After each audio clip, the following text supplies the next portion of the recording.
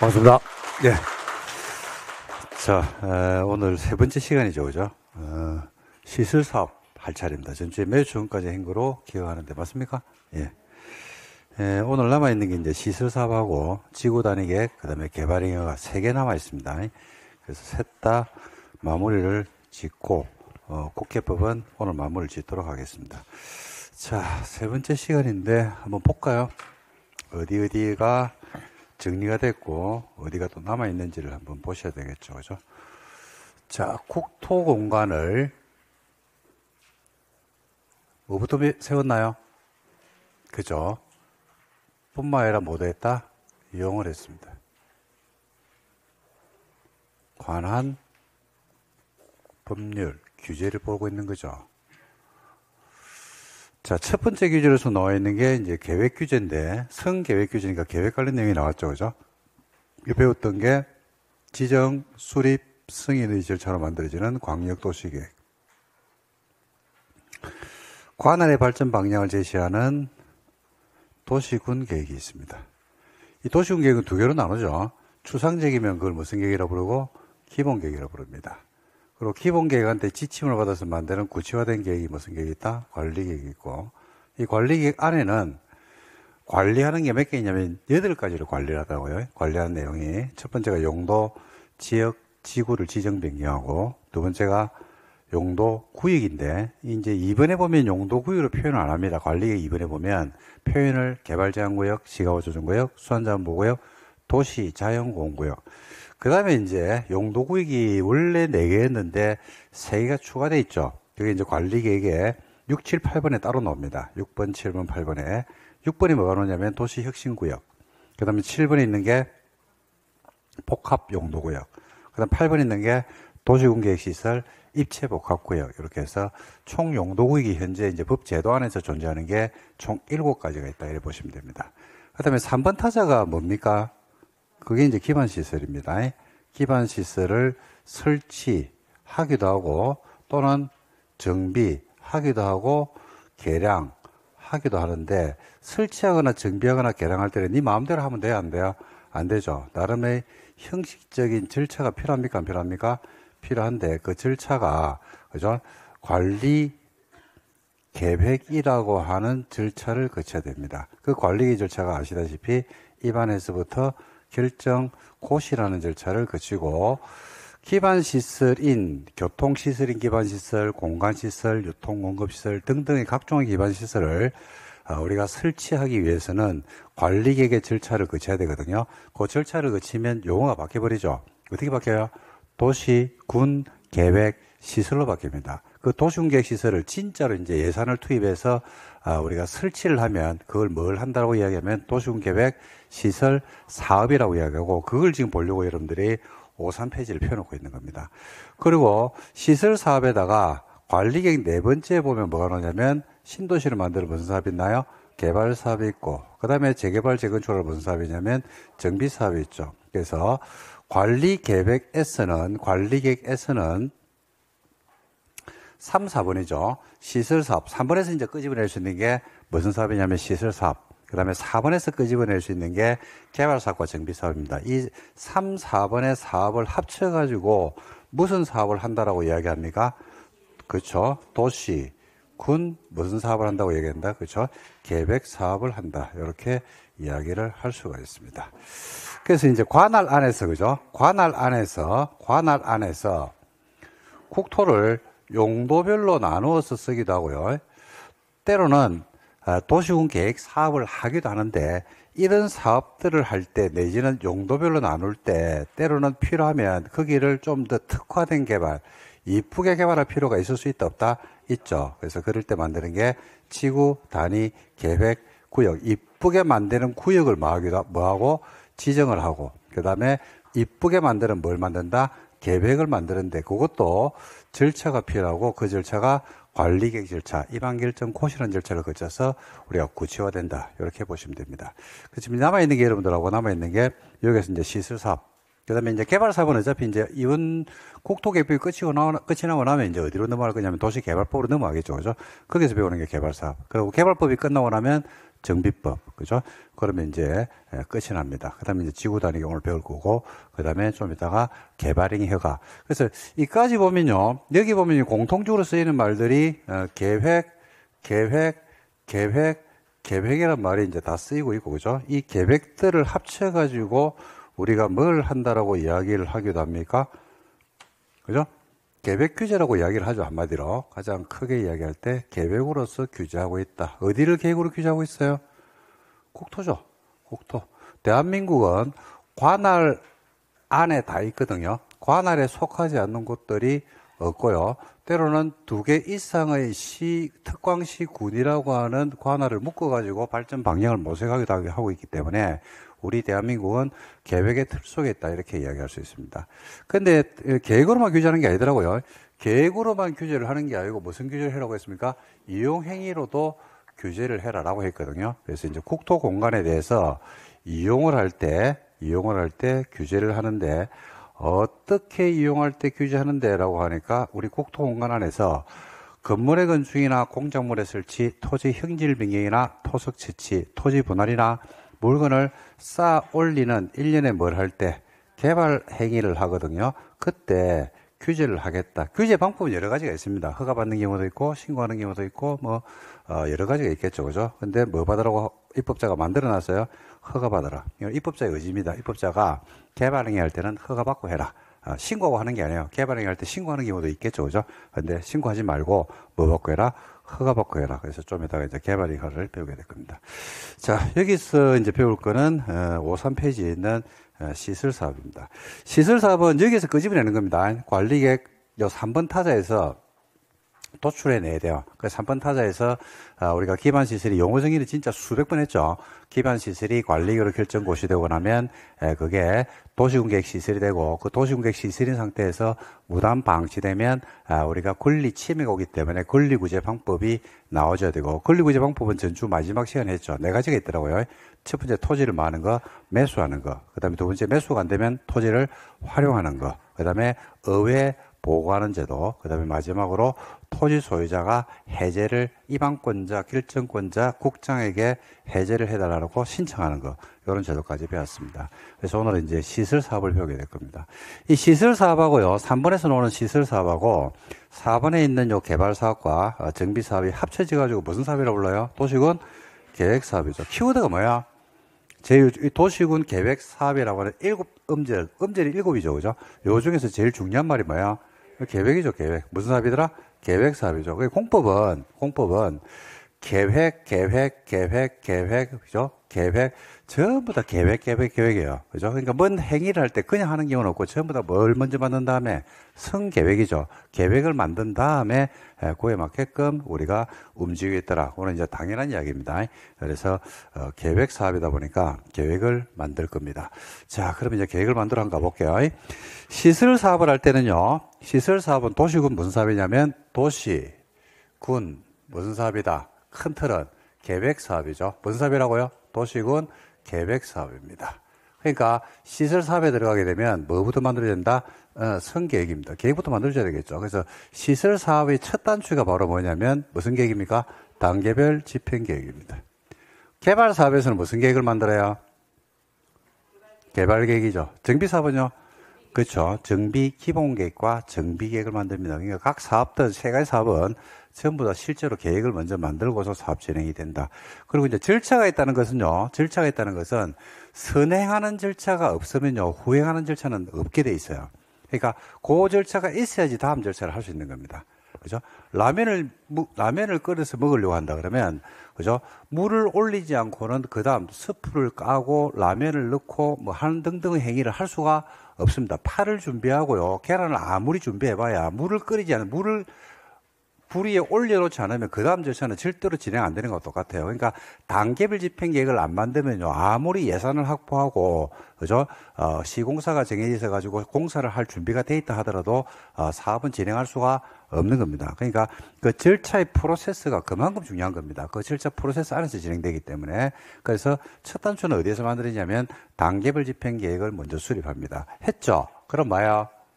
누가 사업을 할 때 사업 시행자가 정해지겠죠. 사업을 할 시행자가 정해졌어. 그러면 얘는 뭘 만들고 사업을 하는 계획을 만들겠죠. 그죠? 실시 계획을 만들 겁니다. 실시 계획을 만들고 이 계획이 이제 줄여서 한 게 앞에 사업이란 말을 생략한 겁니다. 사업을 실시하는 계획이야. 사업을 실시하는 계획. 이거는 누가 만들어요? 사업을 하는 계획이라서 사업을 하는 사업 시행자가 만들겠지. 그럼 여기에 대한 검증을 받아야 돼, 안 받아야 돼? 그죠? 그러니까 실시 계획은 시행자 본인의 생각입니다. 그러니까 객관적 검증이 필요하겠죠. 그래서 인가가 떨어지고 이게 외부로 인가되면 노출이 될 겁니다. 실시 계획이 인가됐단 말은요, 개발행위 허가를 받았단 말하고 같은 말이에요. 건축 허가를 받았단 말하고 같은 말이에요. 주택법에 가면 사업계획 승인을 받았단 말하고 같은 말이에요. 정비법에 가면 사업시행계획 인가를 받았단 말하고 같은 말입니다. 그러니까 뭘 할 수 있냐면 건축 허가를 받으면 뭐 할 수 있어요?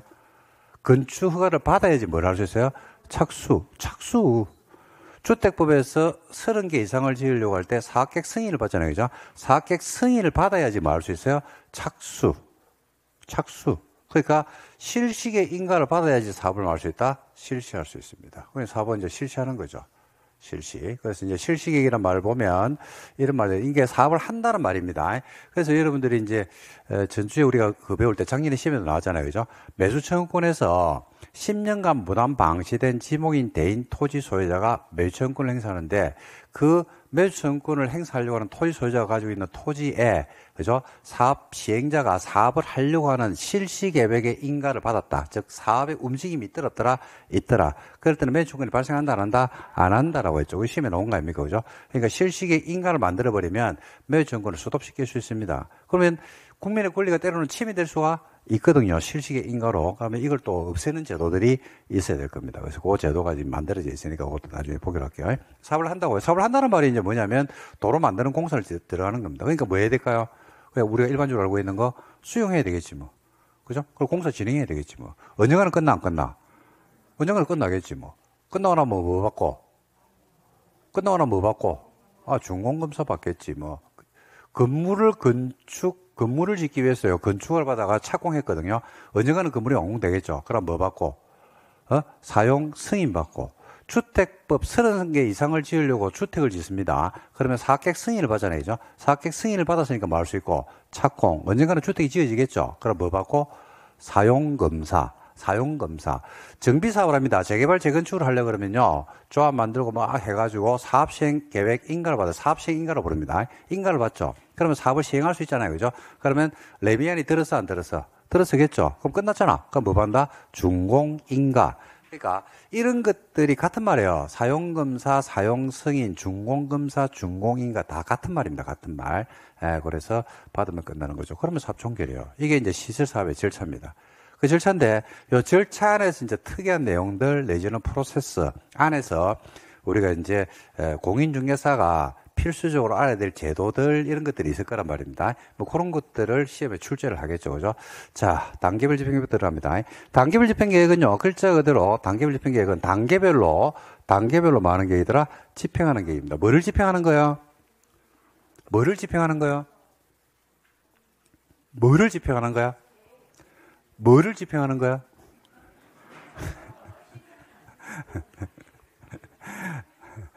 관리계로 결정된 도시군 계획 시설을, 즉 도로를 집행하는 거예요. 도로가 도시군 계획 시설이죠. 학교가 도시군 계획 시설이죠. 같은 말이에요, 다른 말이에요? 학교, 도로, 공항 등등이 뭐로 표현되면 도시군 계획 시설, 기반 시설로 표현되잖아요. 같은 말이야, 다른 말이야? 같은 말이죠. 라면하고 밥하고 같은 말이야, 다른 말이야? 뭐가 다른 말이야? 왜 같은 말이지? 자, 법을 공부할 때 법은 과학이 아니거든요. 수학이 아닙니다. 수학이 아니기 때문에 그 표현을 여러 가지로 표현해요. 그래서 법의 핵심은 뭐냐면 해석학이에요, 해석학. 법 조문에 나와 있는 글자를 어떻게 그 현실에 해석할 것인지, 그게 법에서는 제일 중요해요. 근데 해석의 관점이 똑같아요, 달라요? 그게 다르죠? 법원에서 해석하면 그게 판례예요. 학자가 해석하면 학설이에요. 법 조문 그대로 해석하면 그걸 물리 해석이라 불러요. 그 해석의 관점들이 충돌한다고. 그래서 법원에서 최종적으로 어떤 해석이 맞다라고 그걸 적용을 시켜주는 거예요. 그러니까 제일 중요한 게 해석이기 때문에 체육과학 매 시간마다 강조하는 이유가 자꾸 책을 읽어봐야 된다, 설명을 갖다가 들으면서 책의 의미를 파악한다. 그러니까 뭐냐면 해석이 안 되면 외워도 답을 못 찾습니다. 근데 그거는 당연한 거예요. 법이기 때문에. 수학은 공식을 알고 공식에 대입시켜서 답을 찾으면 되는 거거든요. 근데 이거는 그게 아니에요. 그래서 여러분들이 단계별 집행계획에 자꾸 이제 말을 갖다가 분리를 해가지고 그 의미를 전달을 해드릴 때 자꾸 그걸 생각을 해보셔야 된다는 얘기입니다. 집행하는 거라니까요. 뭐를 집행하는 거냐면 뭐가 안 되면 도시군 계획 시설로 결정이 안 되면 집행을 할 수가 없잖아. 그 관리계획으로 결정을 해줘야지 집행을 한다니까요. 선행하는 절차가 있다니까. 그러니까 요 앞에 선행하는 절차가 있어요, 없어요?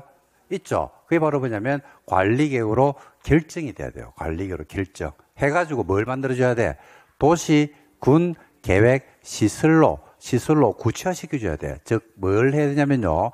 입안하고, 기초조사하고, 의견 듣고, 입안하고, 협의하고, 심의를 거쳐서 관리계획으로 결정을 해가지고 도시군계획시설로 만들어주고, 그 다음에 그게 지형 도면을 통해서 어디에서 학교가 만들어질지, 어디에서 도로가 건설될지 등등을 갖다가 프로세스를 다 거쳐가지고 오는 거예요. 거쳐가지고. 그래서 단계별 집행 계획을 집행하는 계획입니다. 그래서 키워드가 뭐냐면 제일 중요한 말은요, 요 집행 계획이라는 이야기입니다. 집행 계획. 뭘 집행하는 거냐면 앞에서 관리계획으로 결정된 도시, 군, 계획, 시설을, 그걸 다른 말로 하면 도로를, 다른 말로 하면 학교를 진짜 현실적으로 집행하는 겁니다. 그죠?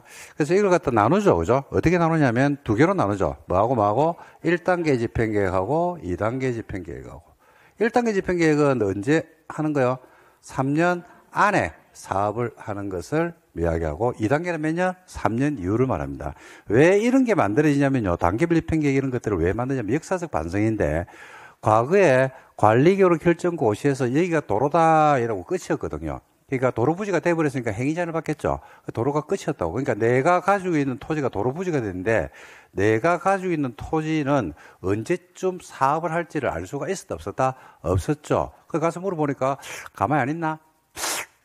자꾸 이렇게 뭐라 하더란 이야기입니다. 그래가지고 10년 동안 방치가 되고 헌재에서 위헌 판결이 떨어졌잖아요. 그죠? 거기에 대한 반성이에요. 그러니까 단계별 집행계획을 만들어주면 내 토지가 1단계에 있는지 2단계에 있는지를 알 수가 있어요, 없어요? 있죠. 그러니까 예측 가능성을 주는 국민들에게. 그죠? 그런 차원에서 만드는 게 단계별 집행계획이다. 그래서 단계별 집행계획은 다른 말로 1단계, 2단계로 나누기 때문에 사업의 무슨 계획이라고 이야기를 하게 되면 연차별 계획이다. 이렇게 이야기를 합니다. 그리고 여기에는 뭘 포함하냐면요. 재원 조달 계획이나 보상 계획 같은 것들이 포함되어야 되는데 이런 것들이 이제 단계별 집행 계획이 만들어지게 된 원인을 생각하면 너무나도 당연한 거죠. 단계별 집행 계획이라는 것은 시설 사업의 첫 단추인데 결국 과거에 무단 방치된 10년간 무단 방치된 토지들이 수없이 쏟아지고 국민의 권리가 침해됐다는 이야기죠. 근데 10년간 무단 방치할 수밖에 없었던 이유가 어디 있을까요? 그죠? 그 재원 조달 계획을 넣어주는 거예요, 이제는. 그죠? 그래서 과거에는 우리가 뭐 도로 만들어줄게, 철길 만들어줄게 뭐 등등 해가지고 공약, 그게 빌공짜를 해가지고 공약이라고 하거든요. 그래서 그냥 해봐야 그냥 레토릭입니다. 그냥 하늘로 그냥 날아가는 겁니다. 그래가지고 국민들이 재산권의 피해가 왔다는 이야기죠. 그러지 말고 이제는 뭘 해라는 얘기입니까? 뭔가를 갖다 국책 사업을 한다고 했을 때 그 돈은 어떻게 할 건데라는 것들이 굉장히 중요한 이슈가 되고 그런 부분들을 갖다가 우리가 검토를 한 다음에 이야기를 하게 돼 있거든요. 그래서 재원 조달 계획이 이제 들어오게 된 겁니다. 그러니까 이 재원 조달 계획이라는 게 원래부터 있었겠습니까? 원래는 없었겠습니까? 없었어요, 이거. 그러니까 이게 역사적인 발전입니다. 그죠? 그 발전 속에서 이제 하나씩 추가돼가 들어오는 거예요. 그리고 보상 계획. 보상을 안 해주거든. 10년간 무단 방치되고 뭐 10년이 뭡니까? 그 이상도 방치되는 경우들이 부지기수였거든요. 그러니까 이제 사업을 할 때는 이런 구체적인 걸 잡아주라는 이야기죠. 그래서 단계별 집행 계획 안에는요, 계획 안에는 사업의 연차별 계획에다가 재원 조달 계획에다가 보상 계획을 넣어주라고 했거든요. 그럼 이거 누가 만드는데 이거죠? 누가 만들겠어요, 이거? 이걸 제일 잘 아는 사람이 만들어야 될 거 아닙니까? 이걸 제일 잘 아는 사람이 누굽니까? 사업을 언제 하고, 여기서 사업을 갖다가 언제 하고, 여기는 언제 하고, 돈은 어떻게 확보하고, 확보한 돈을 어떻게 보상해주고, 라는 걸 잡으려고 그러면 사업을 하는 사람이 뭐 제일 잘 알겠지 뭐. 그래서 사업 시행자가 만들어요. 사업 시행자가 누군데라고 하니까 사업 시행자는 원칙적으로 누가 되냐면 관리 계획의 이방권자가 돼요. 이방권자가 누군데라고 하니까 이런 거 써보려고 이미 배워놨죠. 누굽니까? 싹 다죠. 그래서 행정청인 사업시행자입니다. 그래서 법조문에 보면 뭐라고 되어 있냐면 책에도 그렇고 행정청인 사업시행자 이런 옵니다. 행정청만이 시설 사업을 하는 것은 아이들은 얘기죠. 고로 비행정청이 하는 경우가 있을 수도 있다, 없다? 있다. 근데 비행청은 사업의 주체입니다. 그러니까 시공사하고 시행자하고 달라요. 이거는 사업의 주체로서 하는 건데, 비행정청이 시설 사업, 도로를 만들고, 터널을 뚫고, 다리를 만들고 하는 등등을 지 마음대로 할 수는 없습니다. 예를 들어서, 어떤 건설회사가요, 야, 우리 터널 뚫어가지고, 그죠? 그 차 한 대 통과할 때마다 1,000원씩 받을래? 해가지고 저거들이 마음대로 터널을 뚫는 거지. 그게 말이 되겠어요? 안 되겠어요? 그죠? 그래서 비행정청이 만약에 사업을 하고자 하면 그때는 너가 마음대로 하면 돼? 안 돼? 안 되고, 원사업 시행자로부터 뭐 받아야 된다? 지정을, 권한을 위임받아야지만이 사업을 할 수가 있다. 이렇게 됩니다. 그래서 이렇게 이제 사업 시행자가 정해지는데, 단기밀평 계획은요, 사업 시행자가 만든다고 했거든요. 근데 사업 시행자가 보니까 누구더라? 관리계획의 입안권자더라. 그래서 관리계획 입안권자가 우리가 단계밀평 계획의 수립권자가 되는 겁니다. 그럴 수밖에 없는 게, 관리계획 입안권자인 원칙 특광시장 군수인데, 특광시장 군수가 기초사를, 입안권자가 기초사를 합니다. 입안권자가 의견을 들어요. 말라고. 도로를 말려고 설치하려고 하는 거죠. 설치를 하려고. 그래서 입안권자가 단계밀평계획의 수립권자다. 그래서 단계밀평계획의 수립권자 파트에 보면 단계밀평계획은 법조문에 사업시행자다. 그래서 입안권자다. 이런 말 한 줄도 언급 없습니다. 법조문에서 뭐라고 되냐면 단계밀평계획의 수립은 원칙 누가 한다? 특광시장군수. 예배적으로 누가 한다? 국장도지사 이런 놈입니다. 그래서 그걸 해석을 하니까 이런 논리 구조가 나오더라. 그래서 이제 수업 시간에 제가 해석을 해드린 겁니다. 그래서 원칙은 특강시장군수고 예외적으로 누가 된다? 국장이나 도지사 이렇게 해서 보시면 됩니다. 그리고 단계밀평 계획은요, 집행하는 계획이라고 했거든요. 집행하는 계획입니다. 그죠? 뭐를 집행하는 거냐면 도시공객 시설로 집행하는 계획입니다. 즉 관리계획으로 관리계획으로 결정된 도시공객 시설을 집행하는 거기 때문에 이걸 하세월 하면 돼요, 안 돼요?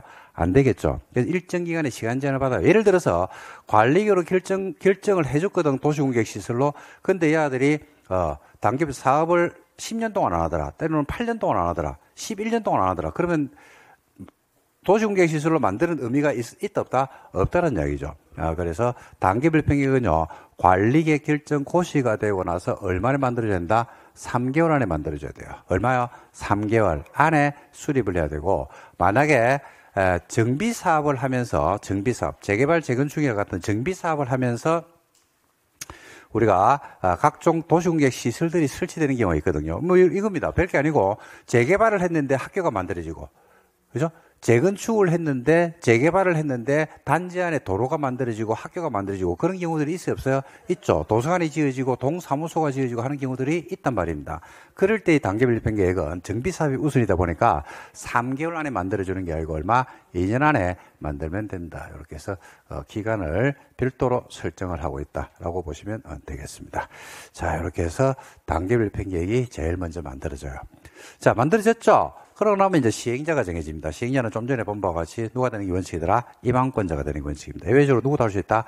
비행정청도 할 수 있는데, 이 비행정청이 시행자가 될 수 있는데, 비행정청 중에서 민간이 시설사업 시행자가 되고자 하죠. 그죠?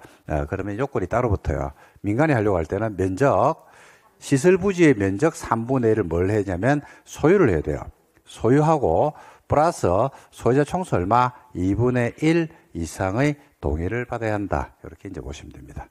자, 여기서 조심하실 거는요, 비행정청입니다. 비행정청. 그러니까 요 입안권자는 누구냐면 행정청 싹 다거든요. 행정청, 공권력 행사의 주체가 돼요.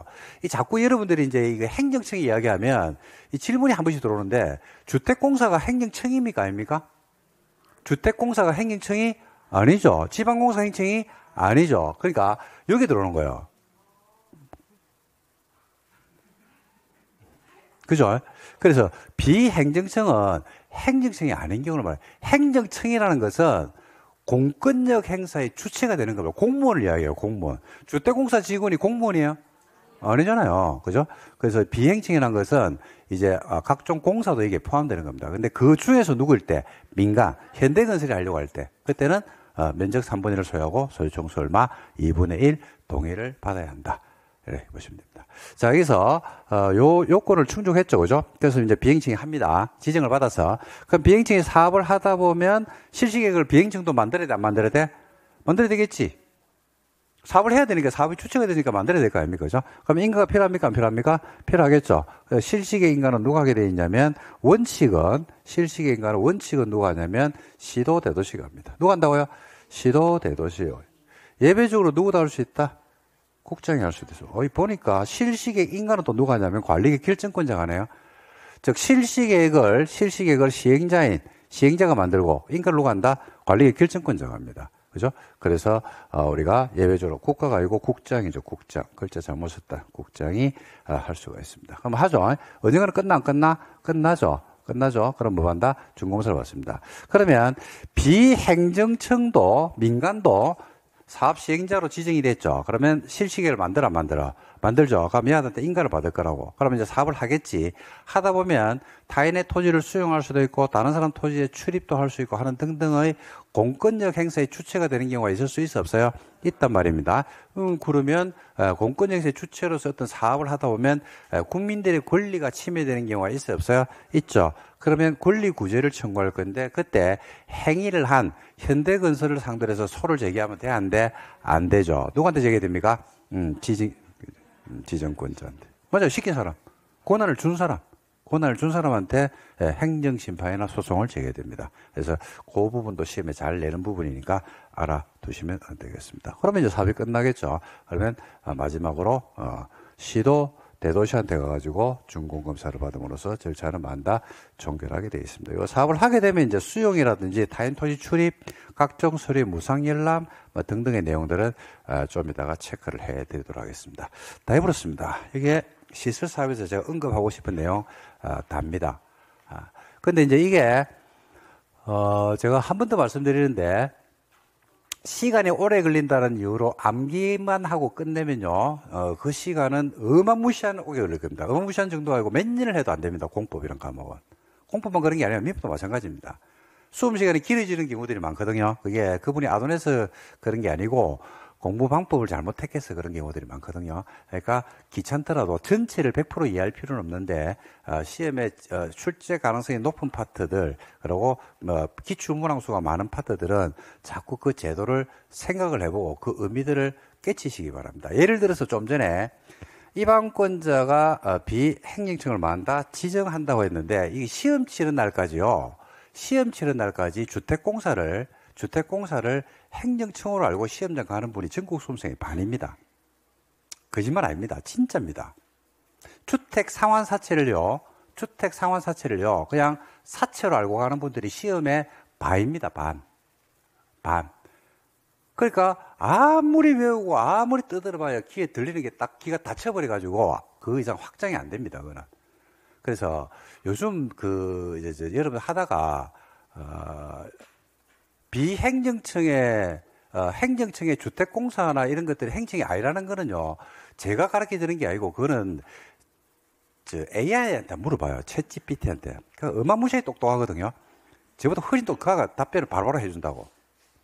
물어봐. 주공이 행정청이니 물어봐. 그럼 걔가 뭘 한다고. 아니면 네이버에 찾아봐라고.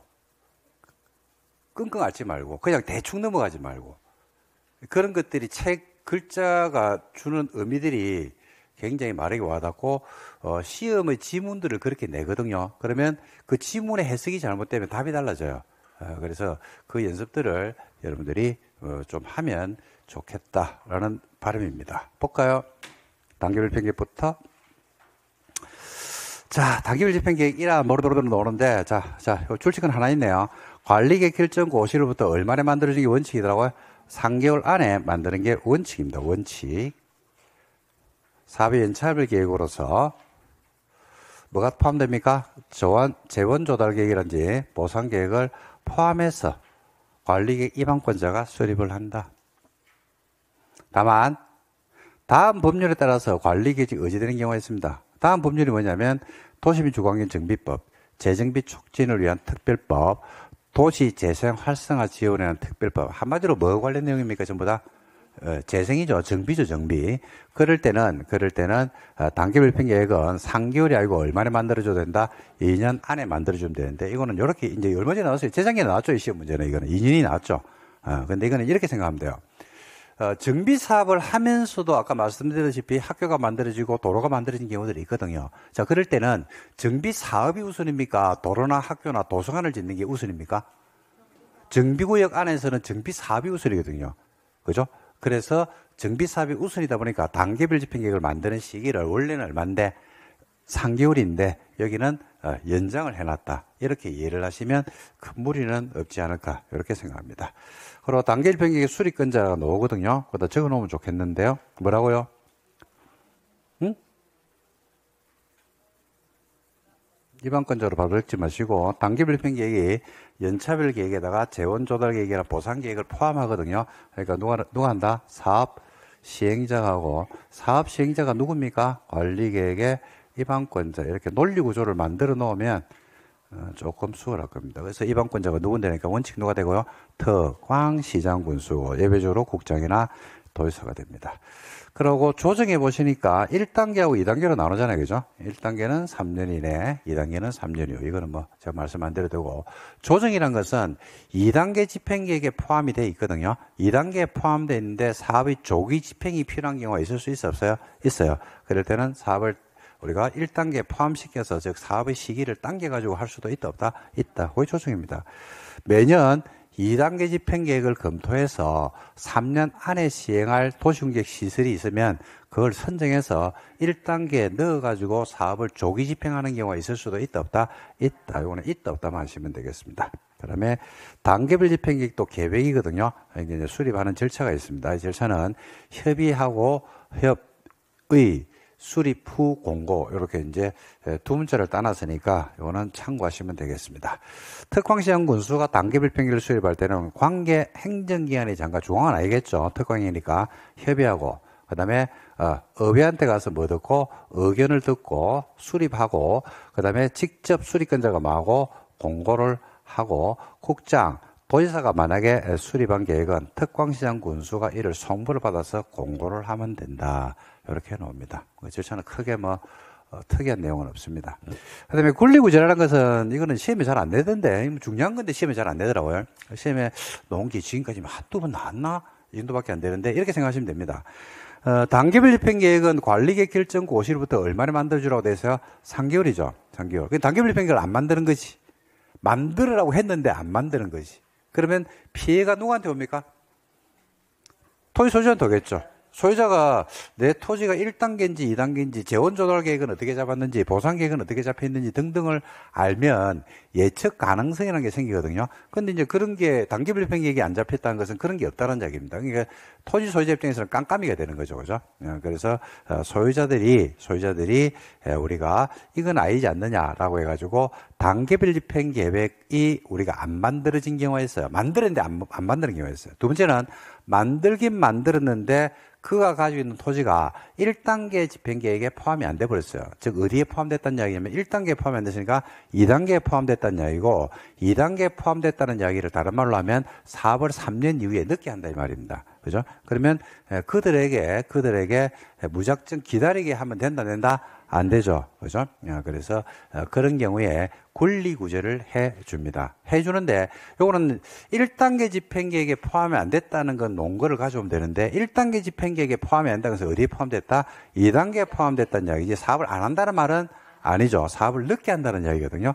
그러니까 그 토지를 활용을 할 수 있는데 매수청권처럼 3층 이하짜리 단독이나 1, 2종 건생을 지어서 영구적으로 쓰게 하면 돼요? 안 돼요?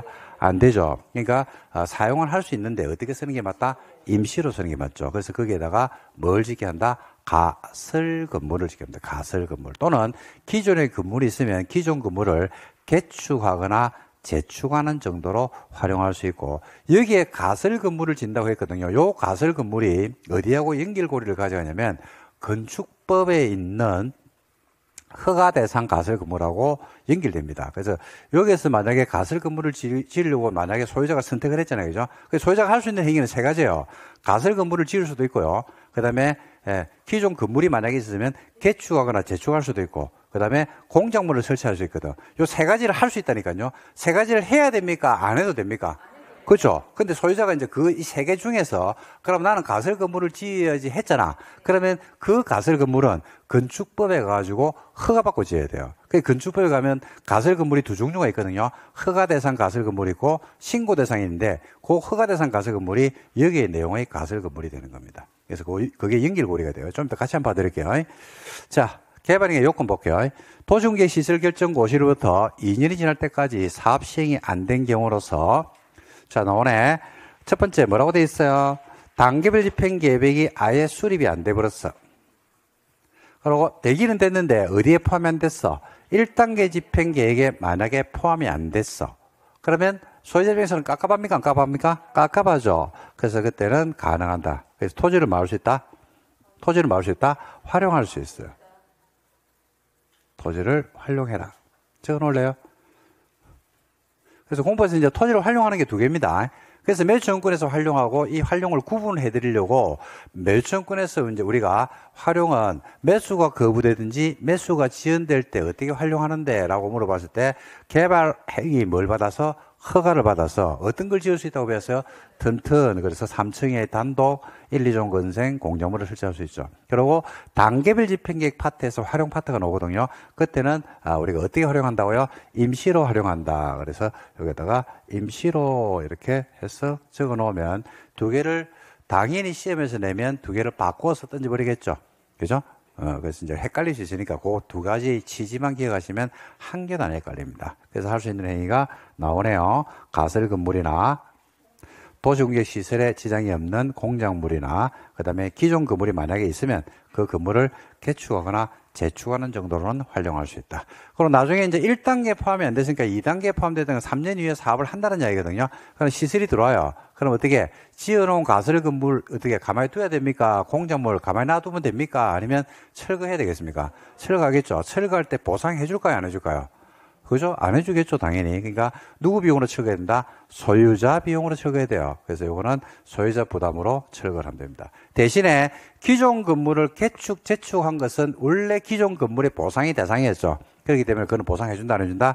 해준다. 이렇게 해서 두 개의 구분을 좀 해두시면 도움이 되지 않을까 이렇게 생각합니다. 그러면 사업시행자 오는데 뭐 사업시행자는 아까 했죠. 행정청인 사업시행자 누굽니까?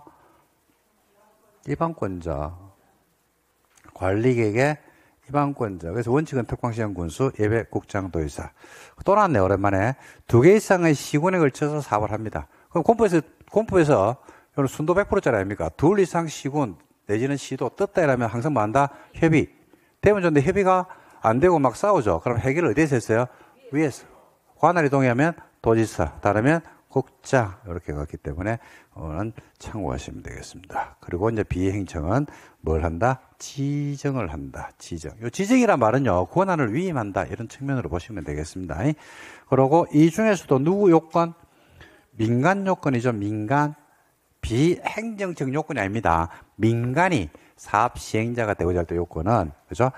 대상 토지 면적 얼마 3분의 2 이상의 토지를 얼마하고 소유하고 포인트는 소유하고입니다. 그리고 소유 총수 얼마 2분의 1이죠. 이거 이제 틀리게 내려면 이렇게 내겠죠. 이렇게 되겠죠. 두 가지 방식이 있는데요. 하나는 지방공사가 시설 사업 시행자가 되고자 할 때는 면적 3분의 1을 소유하고 소유 총수 2분의 1 동의를 받아라 이런 식으로 내겠죠. 그죠? 지방공사는 동의를 안 받아도 되잖아요. 그죠? 이제 거기 내는 일반적 방식. 그 다음에 한 개 더 낸다 그러면, 그죠?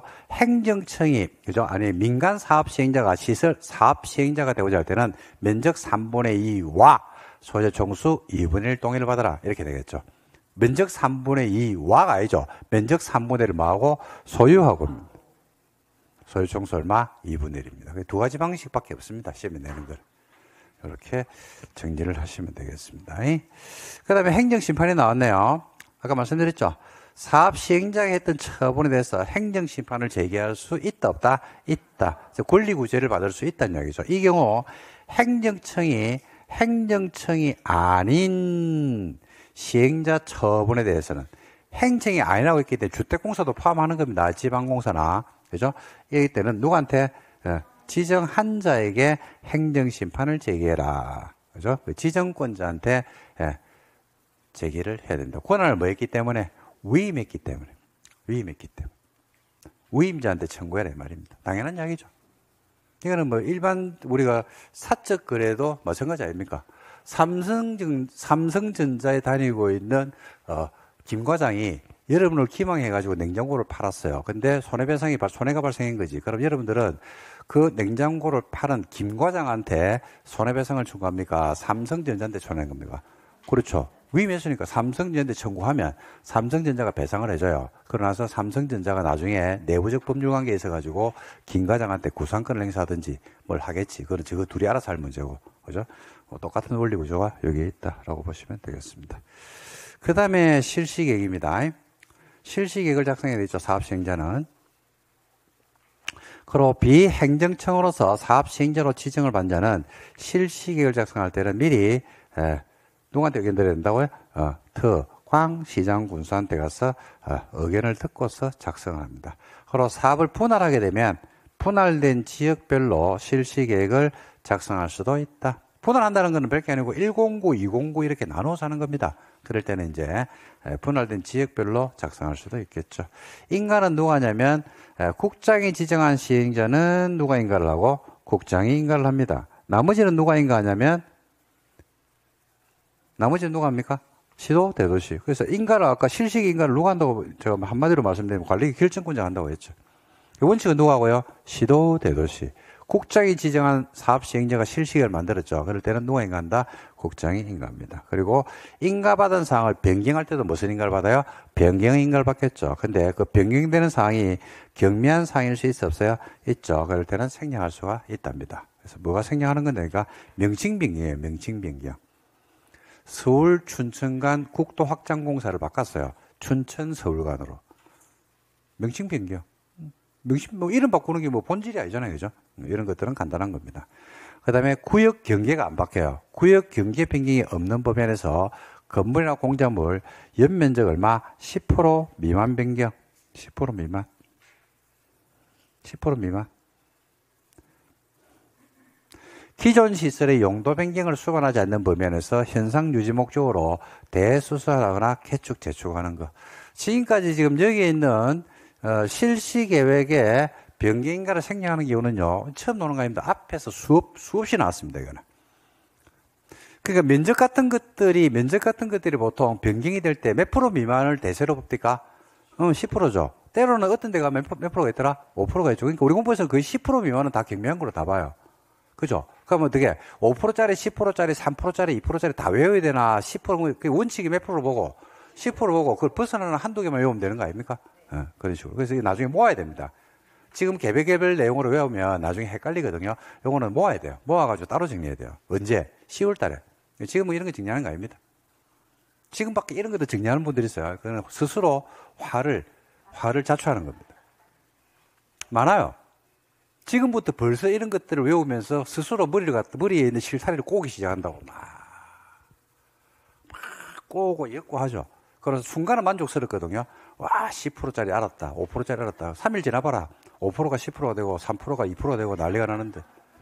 아니, 뭐 경험을 해봤잖아요. 그러니까 외우는 게 아니라니까. 그냥 이런 게 있네. 이라고 넘어가는 거예요. 있네라고 넘어가. 나중에 모아가지고 봐야지. 모아가지고. 그러니까 이제 이런 것들이 이제 우리가 모의고사 치면 나오잖아요. 그죠? 그럼 숫자를 변경해가지고 장난을 치잖아요. 그죠? 틀릴 수 있어 없어요? 있죠? 그런 거는 맞춘 거로 생각하면 돼요. 나중에 맞출 거기 때문에. 지금은 정리가 안 됐으니까 틀렸잖아.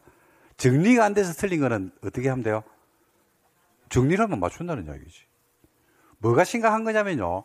몰라서 틀리는 게 심각한 거예요. 몰라서. 그리고 아는데 실수로 틀리는 것들. 이런 것들이 심각한 거죠. 분명히 배웠는데 책에 벌거 칠해놓고 난리를 쳐놨는데 실려 나가는 것들 있잖아. 그런 것들이 위험한 거라니까.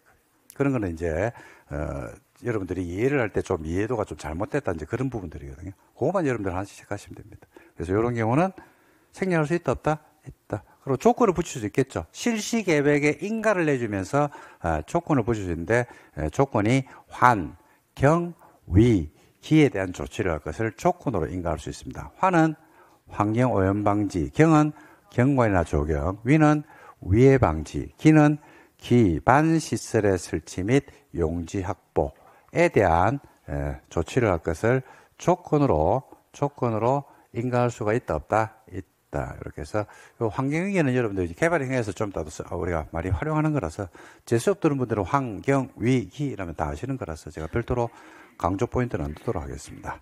그리고 환경위기에 관한 조치를 할 것을 조건으로 인가했는데 조건의 이행 여부가 확실합니까? 불확실합니까? 불확실하죠. 그래서 뭘 받는다? 이행보증금을 받죠. 언급할 거 없습니다, 제가. 이행보증금은 공공은 예시한다, 안 한다? 안 한다. 뭐 그런 것들은 이미 여러분들 정리가 된 부분이라서 제가 체크 안 하겠습니다. 자, 시료가 나왔습니다. 자, 요거는 들어온 지가 한 7년 됐거든요. 제도가 법이 개정되면서 들어온 게 한 7년 정도 된 거로 제가 기억합니다. 자, 근데 시험에서 드디어 출제를 하기 시작했다. 중요한 내용입니다. 이거 이제 당분간 낼 겁니다. 당분간. 자, 취지는 좀 설명드릴 테니까 한번 들어봐봐요. 자, 실시계획의 실효라는 제도가 없었을 때로 돌아갑니다. 실시계획의 실효라는 제도가 없었을 때로 돌아가는 거니까 설명을 들어보셔야 돼요. 자, 관리계획으로 결정 고시가 됐어요. 2000년에 관리계획으로 결정 고시가 됐어요. 10년 동안 무단으로 방치를 했어요. 지목은 돼야 뭐가 발생하냐면 매수 청구권이라는 게 발생을 해요. 맞습니까? 요거는 이제 여기까지 알고 계시잖아요. 그죠? 근데 매수 청구권에 보니까 매수 청구권은 10년간 어떻게 방치되냐면 무단으로 방치돼야 돼요. 즉, 사업의 움직임이 있으면 매수 청구권 발생한다, 안 한다? 안 하죠. 그 사업의 움직임에서 이제 우리가 법 조문에서 작년에도 나왔지만은 표현하는 게 뭐예요? 실시 계획에 대한 인가 또는 그와 유사 절차, 즉, 사업의 움직임을 보이죠. 그럴 때 매수 청구권이 발생한다, 안 한다? 안 한다. 막아버린다 말입니다. 그래서 야가 사업 시행자인 서울시에서요. 이때 2011년에 실시계획을 만들어 뺐어요. 그럼 갑이 가지고 있는 토지는 매수권이 발생합니까? 안 합니까? 갑자기? 안 하죠. 매수권이 날아가는 거예요. 왜? 뭘 만들었기 때문에? 실시계획을 만들었으니까. 매수권이 날아가본다니까요. 권리부지가 돼야 안 돼? 안 되죠. 매수권을 행사하려고 딱 하고 있는데 실시계획 만들어가지고 인가해가지고 고시를 해버리는 거야. 하니까 하는 이야기가, 그 토지구는 사업한다라고 실시계획 만들었습니다. 이제 사업할 때까지 기다려야 되거든. 그 사업을 하면 돼. 사업을 한다는 것은 보상이 나온다는 이야기 아니겠습니까? 근데 실시 계획만 만들어 놓고요. 이것들이 또 사업을 해, 안 해? 또 안 해, 이거. 그러면 실시 계획 만들어 놓고 사업을 안 하면 역시 권리 침해 상태가 지속이 돼야 안 돼요? 되죠? 옛날에 그랬어요. 옛날에 그랬다고. 그러다 보니까 또 민원들이 막 쏟아지고 난리가 나는 거야.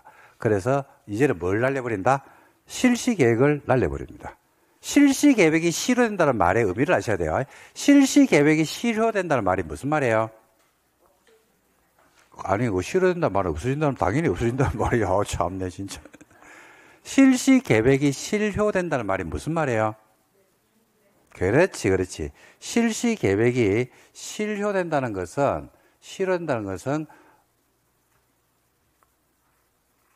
매수권이 발생한다는 말입니다.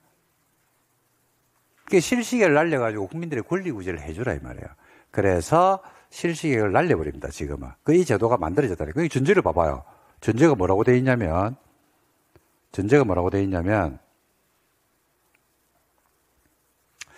도시군계획시설 결정고시로부터 10년 이후에 봐봐. 전제를 잘 봐. 10년 이후에 실시계획을 작성하거나 인가받은 장기 미집행 시설 사업 시행자한테 이거죠. 10년 이후에 실시계획을 만들어서. 이것들이 10년 동안 가만히 있다가 갑자기 10년 지나고 왜 만드냐 이거지. 뭘 맡겠다? 매수권을 맡겠다 이 말이거든요. 그죠? 근데 만들었거든. 근데 몇 년 실시계획 고시했거든. 고시 한 날로부터 5년 안에 공치법에 따른 재결 신청을 안 했어요. 재결 신청이 없다는 것은요, 수용 절차가 안 들어갔다 이 말입니다. 그러면 난리핍니다. 5년이 지난 날에 그 다음날. 그러니까 제도 취지라면 그 다음 너무 쉽다니까요. 자, 근데 근데 소유권을 얼마나 확보했다? 3분의 1을 확보했어요. 소유권 얼마? 토지 면적의 3분의 2 이상을 소유하거나 권한을 확보했어요. 이 말은 무슨 말이냐면 그 도로 부지에서 사업을 하려고 하는 노력은 보여서 안 보여서? 노력은 보였죠. 3분의 1을 가지고 있다니까. 그러니까 피해자가 지금 얼마나 남아있어? 그렇지. 3분의 1만 남아있다니까요. 그럴 때는 몇 년으로 해놨다? 7년입니다. 7년. 그리고 모든 토지 건물에 소유권을 취득했어요. 모든 토지 건물에 소유권을 취득을 했어. 그 피해자가 있어 없어? 없어. 그러니까 실시기간의 효력을 만다 유지하는 거예요. 이게 다예요. 그러니까 제도가 만들어지게 된 배경을 제대로만 이해하면 이거는 줄치고 할 것도 없습니다. 됐죠? 자, 다시 합니다. 실시기 실효입니다. 일단 몇 년은 지나야 돼. 몇 년 이후에 만들어야 돼. 10년 이후에 만들어야 돼. 그걸 단순하게 외우지 말고 왜 10년 이후에 만든다는 전제를 깔고 가는지 그 이유를 매춘권에 연동을 시켜야 된다고요. 그죠? 근데 그거는 여러분들이 못하니까 내가 수업 시간에 해주는 거라고. 그러니까 여러분들 이해됐죠? 그죠? 그러고 나서 몇 년? 5년 동안 없는 거지. 그러면 실시기간 다음날 효력 상실. 소유권 3분의 1을 확보했지. 그러면 5년이 아니고 몇 년? 7년을 해주는 거지.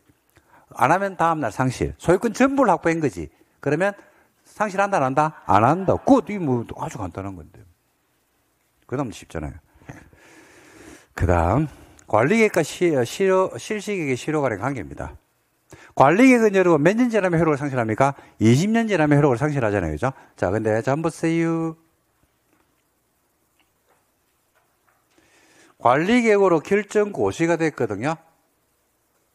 20년에. 그죠? 근데 사업 집행이 있더라 없더라? 사업은 안 했어요. 그러면 몇 년 지나면? 20년. 2020년이죠. 이 지나면 그 다음날 효력을 만다 상실해버리거든요. 그죠? 이게 이제 일반론이죠. 일반론. 근데 20년 되기 전에 실시 계획이 실효되는 거예요. 좀 전에 배웠던 실시 실효. 그죠? 실시 계획이 효력을 상실하는 거야. 실시계획 효력이 상실했다고 해서 요때 관리계획 효력이 상실되는 것은 아니고 관리계획 효력 상실은 언제 된다? 20년 지난 날이 그 다음날. 20년 이후에 실시계획이 실효될 수가 있어요? 없어요? 있어요. 그죠? 이럴 때는 20년 지난 날에 다음날 효력을 상실하는 게 일반적인데 실시계획 실효가 20년 이후에 만약에 상실되죠. 그죠? 그러면 실시계획이 실효될 때 효력을 상실한다. 그래서 관리계획과 실시계획 실효 간에 두 가지가 겹치는 경우가 있거든요. 그럴 때는 관리계획의 효력 상실 시기는 언제 되더라? 늦게. 이 두 개가 붙죠. 야 두 개가 붙잖아. 그죠? 늦게. 야 두 개가 붙잖아. 그러면 늦게 효력을 상실한다. 그리고 결론은 늦게 상실한다. 되도록이면 늦게 상실시켜주자라고 하는 게 입법 취지다. 그래 보시면 되겠습니다. 그래서 읽어볼게요.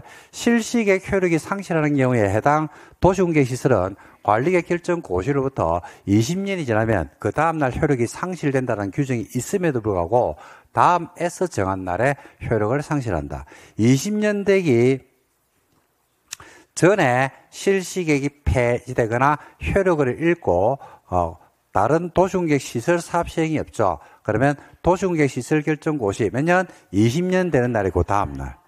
그리고 20년 되는 날의 다음 날 이후에 실시계획이 폐지되거나 효력을 상실하죠. 그러면 언제? 실시계획이 폐지되거나 효력을 상실돼. 결론 언제 효력을 상실한다고요? 늦게. 이게 다예요. 시험은 이제 이런 것들을 글자로 내면 어마무시하게 길게 낼 겁니다. 한 3줄씩 해가지고 막 줄줄 뽑아버립니다. 글자 읽다가 지쳐버립니다. 그러니까 이제 그 문제를 읽을 때 요거는 이제 해석만 제대로 되면 따로 암기하고 뭐 이럴 필요는 없는 파트라고 보시면 되겠습니다. 됐죠? 요 정도가 정리되어야 될 내용입니다. 그 다음에 공사 완료 이후의 절차로서는 뭐 공사 완료 보고를 하겠죠. 누구한테 하냐면 준공사권자한테 하겠죠. 그죠? 시도 대도시에게 준공검사를 받는다. 준공검사 누가 한다고요? 시도 대도시. 관리 결정권자가 한다고 좀 전에 말씀드렸죠. 시도 대도시는 보고서를 받으면 지체 없이 준공검사를 하고 준공검사 결과 실시계획대로 사업이 잘 됐다라고 인정을 하죠. 그럴 때는 사업 시행자에게 준공검사 증명서를 내주고 공사 완료를 공고하면 됩니다. 국장시도 대도시 시장이 만약에 사업 시행자일 때는 국장이 시도한테 가서 준공사 받을 일도 없고 시도 지가 지한테 준공사 할 일도 없겠죠. 이럴 때는 준공검사 없이 바로 공사 완료를 마음 된다. 공고를 하면 된다. 등등이 나옵니다. 그리고 이제 사업 시행자 보조조치로서 사업을 분할해서 할 수 있어 없어요? 있어요. 분할한다는 건 100개 아니고 109 인구로 나누는 겁니다. 그리고 사업을 분할해서 시행할 때는 분할된 지역별로 실시계획을 만들 수도 있다 없다? 있다. 좀 전에 배웠죠. 그리고 각종 서류를 무상 일람할 수 있습니다. 무상 동그라미 돈 안 냅니다. 사업 시행자가 시설 사업하면서 각종 서류, 공문서를 등기부등본이라든지 각종 서류를 우리가 발급받을 일이 있거든요. 그럴 때는 무료입니다. 무료. 사업비를 떨어뜨리지 않은 그런 취지겠죠. 그 다음에 공시송달도 할 수 있습니다.